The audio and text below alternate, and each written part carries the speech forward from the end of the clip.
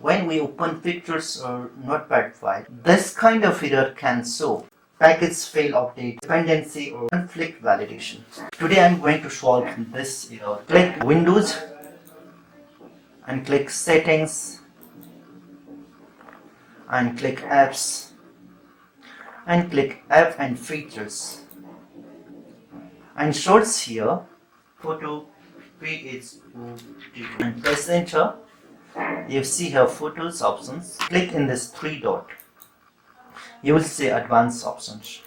Click here, scroll and go to reset options and click this repair option. Yeah, repair process has been completed. Yes, close it and open your pictures. Yeah, picture has been opened.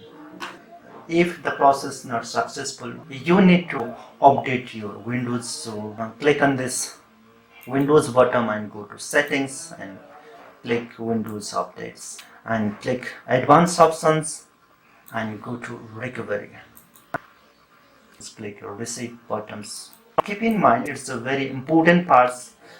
If you run from here, your file will be saved, but all your programs will be deleted. So if you are not familiar with the process, don't do it.